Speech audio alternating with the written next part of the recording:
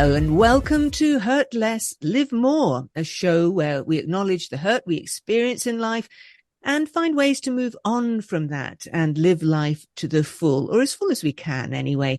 I'm JJ Stenhouse, the practical alchemist, and with me, as ever, is psychiatrist and coach Dr. Mark Goulston, plus our guest today, Charlotte Calkin. And Mark, I'll let you do the honors of introducing Charlotte a little bit more, but just to suffice to say, Charlotte's going to be talking about restorative justice, which is a huge subject, so important, and something which is transformational. But Mark, I'll hand over to you. Well, thank you, JJ. And it's so wonderful to meet you, Charlotte. And I met Charlotte via Margaret Heffernan, who is also a guest on this show. And she recommended Charlotte highly. And as JJ said, when you hear the word restorative justice, it really seems to fit with the theme of what we're talking about, that there's, I don't know what the opposite of restorative justice would be. Punitive justice? I'm not sure, but there's a hurt in the injustice side of justice. And so we would love to hear how you came to be doing what you're doing, what spoke out to you about the whole thing, and then let's have a conversation. Lovely. Looking forward to it. Looking forward to it a lot. So how did you get into it, Charlotte? What was it that spurred you into taking up the baton, if you like? I had a very serious motorbike accident, and it put me out for about a year. And I was living abroad at the time. And when I returned to the UK, I knew I wanted to do something different. And I'd been on sabbatical as well. And I didn't know what. And I went and visited. Someone asked me if I'd go and visit a women's centre. And whilst I was there, it was for women who were after they left jail, and to give them support. And whilst I was there, they said, we're just about to start restorative justice. And I said, what's that? And they said, where people who are harmed and people who harm have conversations together. And I thought, I said, that sounds really interesting. And they said, well, the training starts next week. Do you want to do it? And I went, yes, please. And that's how I got into it. I knew nothing about it. And when I did the course, this is how I felt. I felt I'm not going to stop doing this until I get as good as I possibly can. And nothing had made me feel like that before. And I'm still learning 13, 14 years later. I love that. What were you doing before? It's a matter of interest. I ran a business, and I ran a design business, but my degree was in theatre and drama. And it was really interesting because it was only after doing this work that I realized that what interested me about theatre and drama was the way conversation is constructed. And that's what actually fascinated me. It wasn't standing on a stage and acting. It was the way you can interpret words and how people construct dialogue. And the work I do now actually is a combination of restorative justice and restorative practice, and they are different. So restorative justice is the conversation between a harmer and harmed. And restorative practice takes all the principles of restorative justice and looks at how you can weave it across whole organizations to create places where people like to go to work. So I do both. I do restorative justice and restorative practice. I love the sound of that. Mark, what do you think about that? You just triggered something. I'll just share this with you. I got into podcasting. So I have a podcast called My Wake Up Call. But I got into podcasting because prior to that, I had a podcast called Prison Letters with Dr. Mark Goulston. So one of my books was called Get Out of Your Own Way, and it found its way into prisons, in jails, And I'd been getting letters, still do, for 25 years. And what would happen is I would read the letter and I would drill down what is going on in the mind of this person.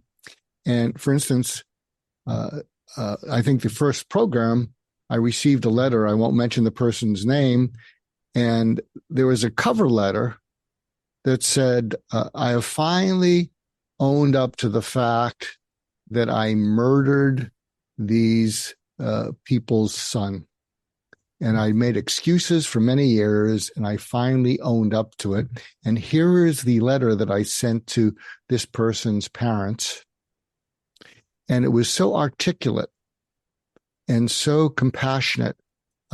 He talked about, I robbed you of your future, and I don't expect you to write back to me or respond. And it was just so touching. And his cover letter to me was, I'm not sure that I'll hear from these people, but do you have any ideas about what you can say to the parents of someone you murdered? Well, I do a lot of, my specialism in the restorative justice field is complex and sensitive cases. Those are the cases that I tend to do the most. And I think the difference between a letter of apology or accountability and a restorative letter is quite massive. So a restorative letter would only respond to what the victim's needs are. So in a restorative letter, you would reach out to the parents and ask them, if you were to receive a letter from the person who killed your son, what would you want to hear in it? What questions would you want answered? And what would you like to say? And for me, I think it's extremely important that it's a two-way dialogue. And I think that it's extremely important that I think a letter of apology is extremely valuable as a piece of work. Sometimes I don't think they ought to go near the harmed party, because I don't think they will necessarily respond to the harmed party's needs. And we only know the harmed party's needs if we ask them. That's very, very interesting. As you were talking, I was thinking how I might respond to a letter of apology in certain situations. And I could feel myself bridling at the letter of apology. I could feel myself really saying, and, so what? Wouldn't have changed a thing. In fact, would have just annoyed me in a certain situation. And that's what you're saying is the difference, really, because sometimes it's not appropriate. What I'm saying is that it has to meet the needs of the recipient. And there are examples of letters with extremely good intention that did not necessarily land well. And I'll tell you, for one, why. Because sometimes a harmer might have done a lot of work on themselves and be in a very good place.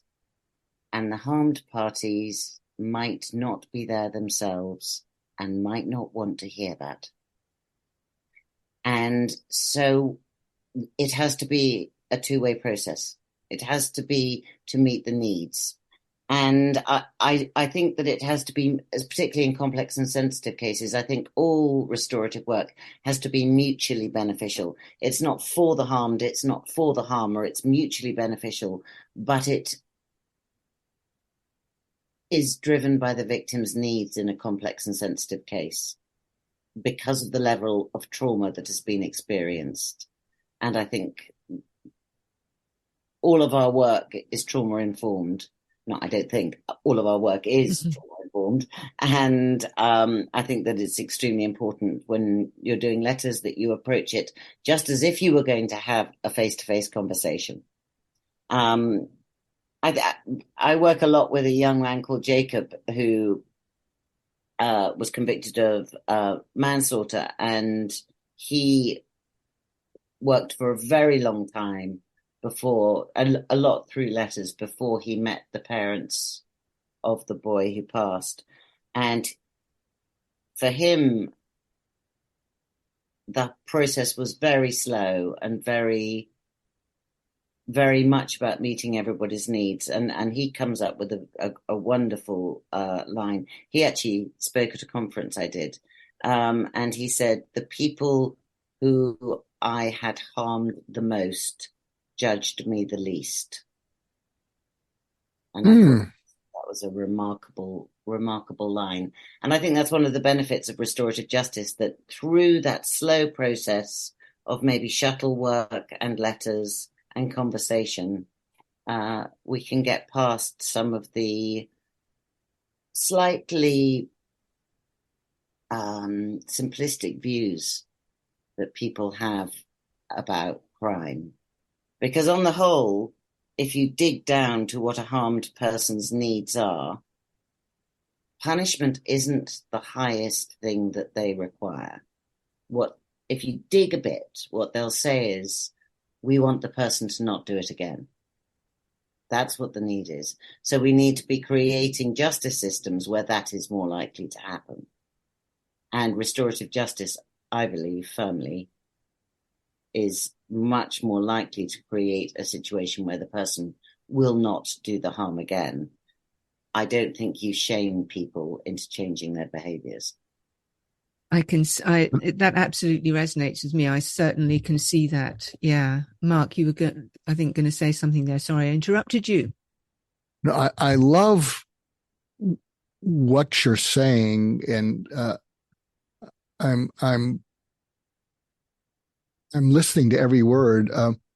I wrote this book behind me called Just Listen, and about 5 years ago I spoke in Moscow, and my latest push for listening is to try to teach the world that whoever you're with, one-on-one, one-on-two, as I am here with you, 1-on-1,000, they're always listening for something underneath their listening to you. And what they're listening for is frequently not conscious or clear. But if you can know it's always happening, that they're always listening for something, which is to satisfy a need or relieve them of pain or whatever, just the act of knowing that it's happening and being purely curious with no agenda, with a completely beginner's mind, people can pick up that energy because you're validating that whatever they're listening for is worthy of your attention. And if we can practice that in our conversations, even when someone's angry with us in our relationships, if we can allow the person to express or vent what they have to do, and do our best to not get triggered, and just be purely curious about what's that about, what's going on, what's really going on. It's amazing how it can shift conversations. So I'm just taking in every sentence you're saying because I'm just going to think much more about it. Yeah, and I was thinking, as you were saying that, Mark, I'd be curious to know how many people actually do pay attention to that extent in their daily lives, and is this part of the issue in terms of how hurts carry on? They're not healed. They fester. Is this part of the problem that we all face in our daily lives? What do you think, Charlotte? I think that I do a lot of conversations in the workplace. I do a lot of conversations in the workplace and it's very similar to doing neighborhood cases. Think about neighborhood cases or workplace conversations. People are rubbing along pretty well together, right? And then someone says something, because the other part of listening is how the other person communicates. And then someone says something and party A says something and party B goes, oh, that's a bit weird. Why did they say that? And then party A thinks they're being a bit weird. Why are they being a bit weird? And walls start to build. And they don't have the skills, which is the work that we do within the workplace, to, at that moment, have a more constructive and effective conversation. And before you know it, people have become very polarized, and they're behind a very large brick wall, and they are trying to persuade everyone around them how peculiar Party B is or how peculiar Party A is, because they haven't had a conversation to clear the air, largely because we're not taught how to do it at school. And I think a lot of our work is about teaching some very basic skills, not only in listening, but actually in how do I communicate in a way that will most effectively keep your ears open? Because there are a whole bunch of strategies that I can use that will keep your ears open. And there are a whole bunch of things that I could say which will shut your ears down. Like if I make a whole load of assumptions, your head's immediately going to be going, what? That's what?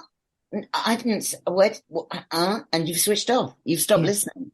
So actually, if what we can do is encourage people to lean into brave and difficult conversations, which is what a lot of books are talking about now. But no one's saying, here's the toolkit. Yeah. Here's how you do it. Here's how you set up a difficult conversation. You have it. You have shared power within the conversation, and you resolve it in a way that works for both of you. You know, I'm just going to say one thing because I think it's interesting, which is last week I held a restorative circle with an organization, and someone fed back to someone else who then got in touch with me about another conversation. And they said, watching the restorative process was like watching alchemy. Mm. And I thought that, JJ, you might like to hear that. Yeah, absolutely. I love it. And you're very much talking my language there as well. I am loving this conversation. We have got to take a break right now, though. We'll be right back after this from our station sponsors. UK Health Radio, the station that makes you feel good.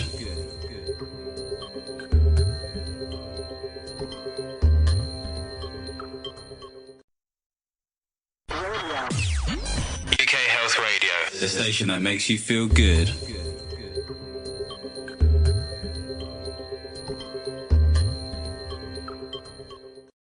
And you're listening to Hurt Less, Live More here on UK Health Radio, the world's #1 talk health radio station, with me, JJ Stenhouse, Dr. Mark Goulston, and our guest today, Charlotte Calkin. And I was loving our conversation before the break, talking about alchemy, which is my thing, and talking about communication. And, you know, I have coached people in communication skills for many, many years, and trained in psychology of communication, body language and that sort of thing. And it's really important. But one of my frustrations has always been, it's not taught in schools. We are not taught how to communicate. And so we kind of bumble along and then wonder why things don't land and why people don't get us. And I was teaching a skill the other day in a higher education establishment. Something had gone wrong with a year group. I'd been asked to go in and do a piece of work, and I realized it would really support them if they could have braver conversations safely. And I was teaching them a technique using the restorative questions for themselves, how to communicate themselves using the restorative techniques. And I went around the room, and then I got to 2 students, and they were like, blah, blah, blah, blah, blah, blah, blah, and they were just completely brilliant. They were absolutely brilliant. And it's quite a, you know, it's a straightforward technique, but it takes a while to flex the muscle and get good at it. So I said to them, you know, girls, you're really nailing this. And they said, well, you know, not being funny, Charlotte, but why are you teaching this now? We learned this when we were 9 years old. Oh. And I said, where did you go to school? And they said, Canada. And a lot of restorative practice is taught in schools in Canada. And actually, there are an awful lot of schools in the UK that teach restorative practice and use restorative justice as an intervention when things go wrong. And a local school to me, actually, in the playground has a restorative corner. So if you're feeling hurt or you've witnessed an unkind remark or experienced one, you can go and stand in the restorative corner, and a restorative advocate will come and have a chat with you and work out the way forward. So that's fantastic. I'm obviously showing my age here, Charlotte, because that wasn't around when I went to school. Ditto me. 3 dittos. 3 dittos, yeah. But I think it's happening a lot more. Yeah, I think it's great that that's happening now. Fantastic. Yeah. And in fact, what's interesting to me is, I mean, we are working at the moment with psychiatric hospitals, third sector, higher education, schools, workplace, lots of prisons, every single sector imaginable, because these are basic skills that any environment could benefit from. Yeah. And the results are quite astonishing. And we had a psychiatric hospital who started to introduce the techniques in the wards last year, and the number of recorded incidents went down from 13 a day to 1. That's stunning. It's fantastic. It's pretty extraordinary. And so there is something alchemic about the word. There is. And can you give us an idea of what some of those processes are that you're getting people to use in that situation? So the restorative questions are basically very, very simple. In normal situations, if something goes wrong, the first question people ask is, what's happened? So if I was to, say, for example, you turn up at a primary school and the front window's been smashed, and you say, what's happened? Front window's been smashed. The next question that people invariably ask, and I always ask this in my training, what's the next question? And people automatically go to, who did it? Yeah. And we have instantly set up a shaming, blaming culture. Instantly. And then the natural third stage from that is, well, how are we going to sanction them? And when we work restoratively, we don't go down that avenue. So we ask what's happened. And then the next question we ask is, how is that impacting on everyone? Why does it matter to us? And then we look at what needs to happen to make it better. So we reduce and minimize the shaming, blaming culture, which is what stops people trusting and feel safe. Yeah, that's such a huge difference, isn't it? Such a huge difference. Huge. Yeah. So for example, if I was going to express myself, I'd say, this is what happened, whatever it is, when I saw that picture on Instagram. This is why it matters to me and why I care about it and how I feel about it. And this is what I'd like. So we are shifting the language from you did this to me to an I-based language where I talk about why something matters to me and what my needs are and what would make it better for me. I love that. What do you think, Mark? Oh, I love that. I'm writing it down, especially that pivot to what was the impact of this on who, and what was the impact, and then and I would imagine you allow them to share what's going on. What I might add is, after they share whatever the impact is, I like conversation deepeners, and after they say that, I would add, what's really going on. So when you ask people and they share what the impact is, you say, what's really going on? It can sometimes get them to open up at a deeper level. And the more deeply that people can open up into a space in which they feel that you're really listening to them and considering it. In fact, you might find this interesting. There was someone I was coaching years ago who was an incredibly quick and deep study in conversations. And I said, your challenge is that your quick study can be seen as a superficial and slick study. especially when you're trying to get money from investors.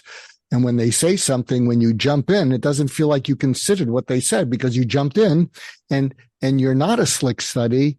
You're a deep study, but they don't know that.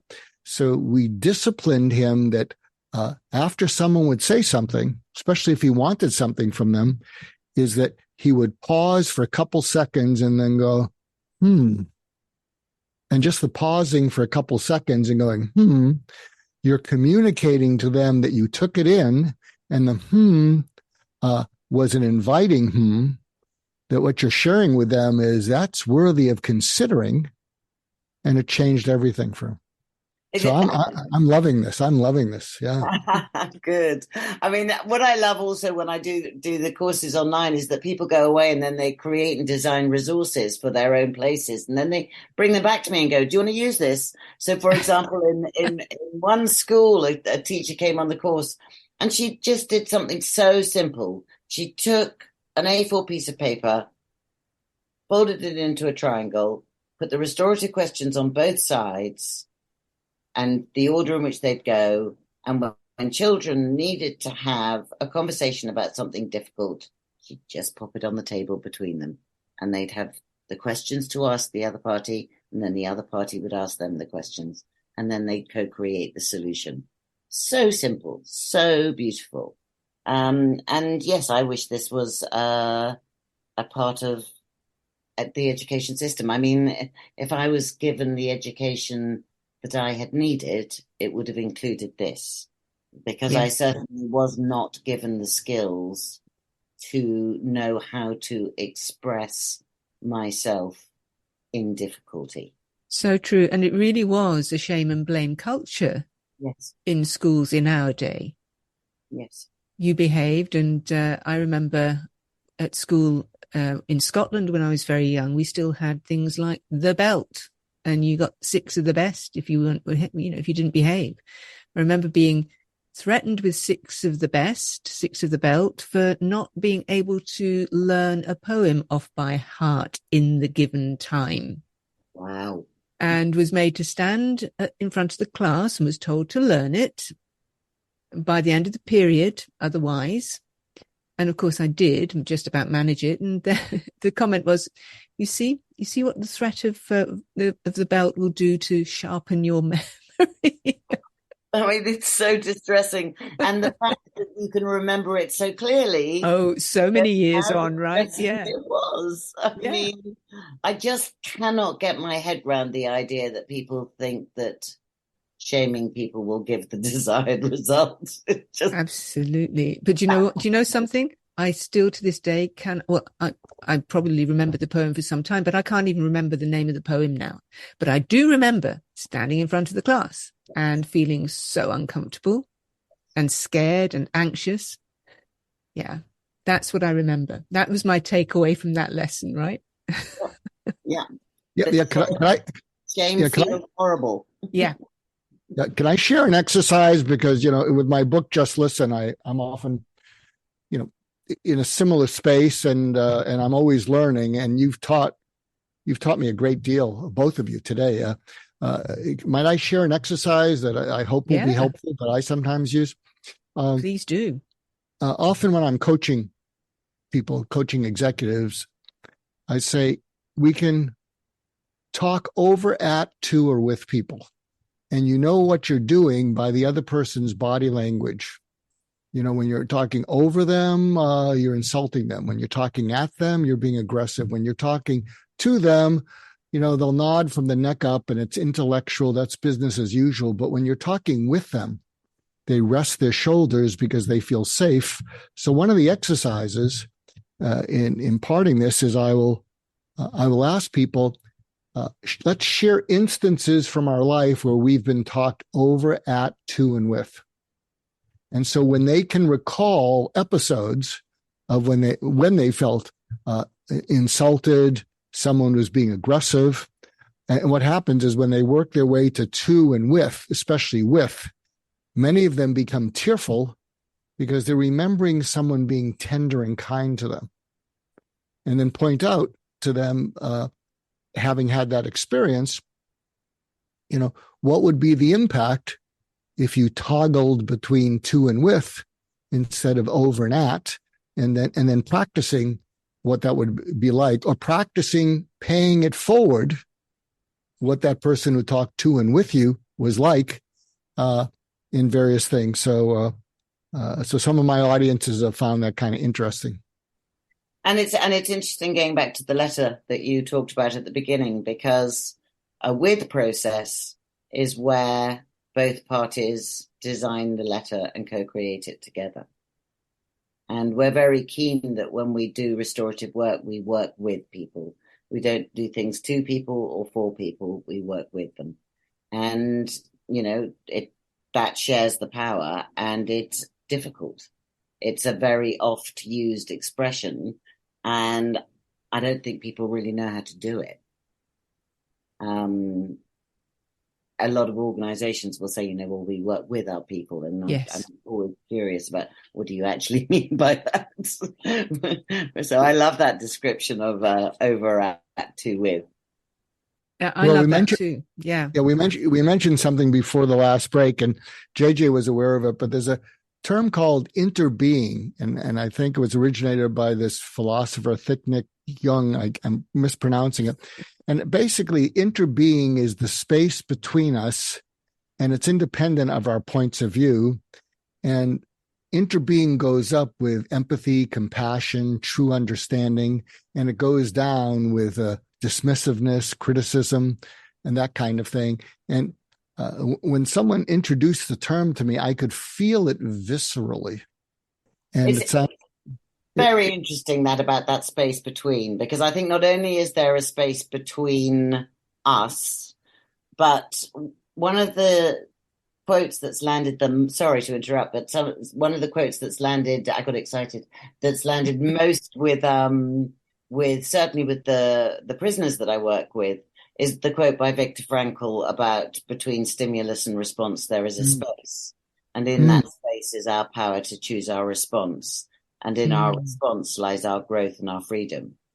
And ultimately, I think that that's what we're doing with restorative practice, is we're giving people, the first thing is to notice the space. And once you notice the space, then what do you do with it? Because you can react or you can respond. So what do you want to do? You want to respond. But then unless someone teaches you the tools, how to respond effectively, we're a little bit stymied. So I think that, and that's where our power lies. Our power lies in us finding the space, not just the space between us, but the space within myself to respond, not react, and then be given some tools and go, right, I can use those now. Absolutely. Charlotte, loving what you're saying. We'll come back with much more after a break right now, though, because it's time to listen to some more from our sponsors. Back right after this. UK Health Radio, the station that makes you feel good.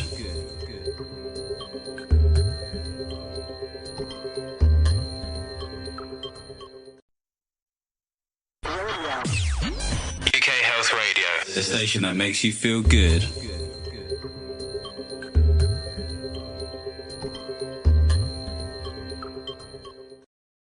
And you're listening to Hurt Less, Live More with me, JJ Stenhouse, and Dr. Mark Goulston, and our very special guest today, Charlotte Calkin. And we were talking about spaces, the space in between. And I think, Mark, you've got something more to talk about that. Well, I collect quotes, and here are two of my favorites. And I hope they're worth remembering because I remember them. I had a mentor, Warren Bennis. And he was known as a deep listener. David Gergen was one of his mentees. David Gergen was a political advisor. And one of my favorite Warren quotes was, boredom occurs when I fail to make the other person interesting. And I thought it's just so lovely. And then there's another one from a friend of mine, Dr. Shawnee Duperon, and she co-founded Project Forgive with Desmond Tutu, and it was nominated for a Nobel Peace Award in the 90s. And she borrowed this from someone else, but it's also knocked my head off. And that was forgiveness. Forgiveness is accepting the apology you will never receive. And I think for me, those are just incredibly tender ways of approaching the space that often gets pushed away by people's being in a rush. I mean, it's interesting you brought up the I love them both. And I think it's interesting you brought up the subject of forgiveness, because a lot of people equate restorative justice with forgiveness. Yes, they do. Yeah. And they're not the same. Yeah. There is absolutely I mean, sometimes it happens as a result of the process, but there is no imperative for it to happen.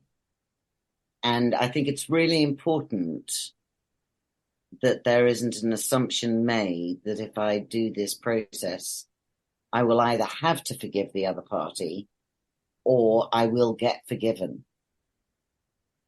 You can have compassion and empathy and understanding without forgiveness. And does that forgiveness ever manifest? Yes. If somebody's gone through the process? Yes. But not not necessarily immediately. Sometimes it's immediate. Right. It depends on the severity of the crime, and yes, sometimes the forgiveness is instant, Mm-hmm. but in other cases it doesn't happen. It doesn't surface, and yet it's been a profoundly meaningful and important conversation for all parties who've had their needs met. Yes. Yeah, that's the important thing, having their needs met. Yes. Absolutely. Yeah. And I think that's the other thing with restorative justice. There is also, there are a fair few assumptions about it. One is that it is a face-to-face conversation, which it can be, but it can also be through letters or through a shuttle process. And it's responding to the needs of the parties. So no one knows what their needs are other than them. And it's very important that we don't go in with expectations of what we think a successful process would be, because we're not them. And so it's a really wonderful, wonderful thing to witness as a restorative justice facilitator. I mean, it's quite an extraordinary, a humbling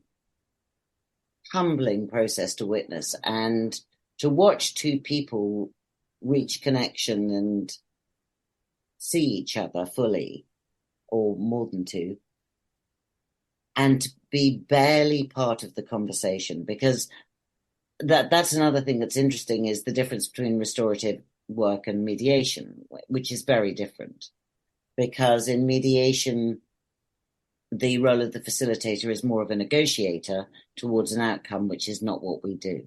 The conversation belongs to the participants. We simply hold it in a safe way.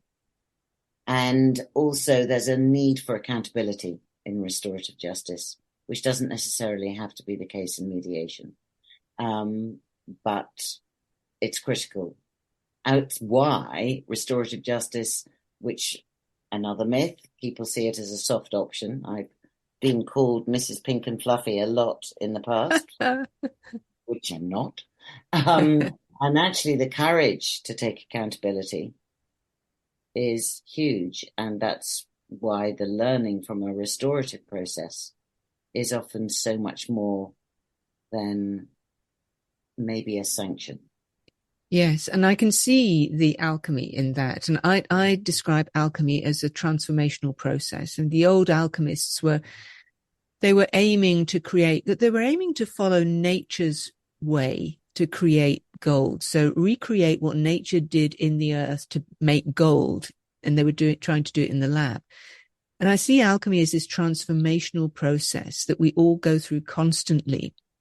And so I can absolutely see how this is a key part in the lives of many people who have suffered these hurts, to transform their lives and get past them in a very gentle yet effective and not at all fluffy way.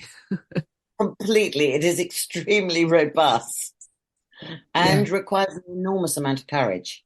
Yes. From all parties. From all parties.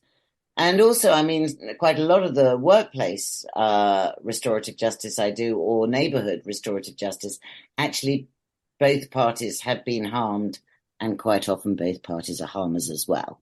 You know, it's 6 of one and half a dozen of the other, and there has to be a mutual accountability to be able to move the process forward. And you've just reminded me of a wonderful moment where I was prepping, because you never do restorative justice ever without having prep work. I would never pick up two people and plonk them in a room and say, go on, let's have a lovely conversation. That just never happens. Let's just get through it all. Let's just transform our lives here. Yeah, exactly. Yeah. Let's bish, bash, bosh, get on with this. Mm-hmm. And I remember having a conversation with a teenage girl who...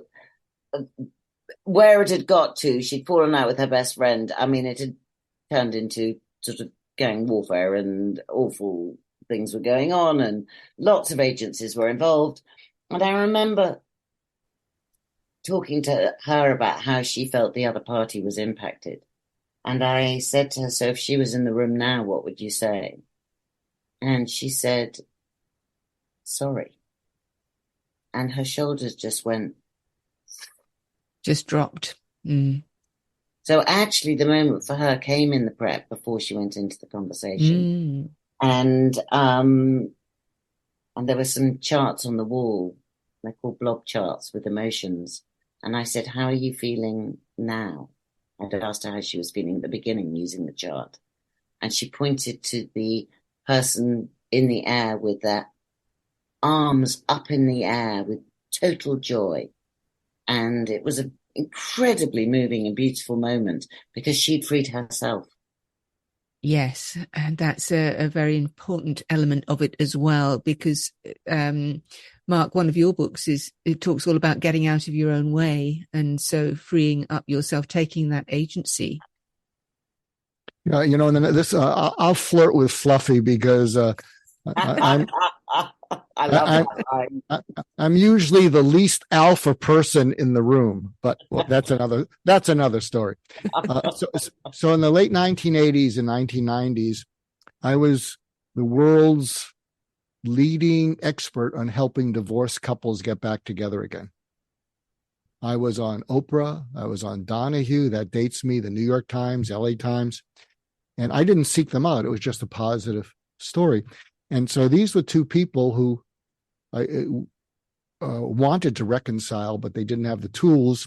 And one of the things we came up with that I welcome your input, because it's been airtight, is that when you traumatize another person, you create hurt, hate, hesitation to trust, and holding on to a grudge, the 4 H's.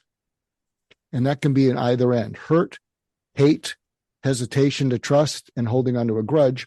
And what the 4 H's need are the 4 R's. Hurt needs remorse, not regret, but remorse. Hate needs restitution. You took something away, you got to give something back. Hesitation to trust requires rehabilitation. I need to see that you've learned a different way to deal with our conflicts other than the old way, and it needs to be something that you like. It can't just be something to get me off your back. So you need to be able to say, boy, if I'd known this then, we wouldn't have had to get divorced. And then the final one is holding on to a grudge requires the 4th R, which is requesting forgiveness 6 months after you've internalized remorse, restitution, rehabilitation. And you can say, look, I don't expect you to forget what happened, and I can't change the past. And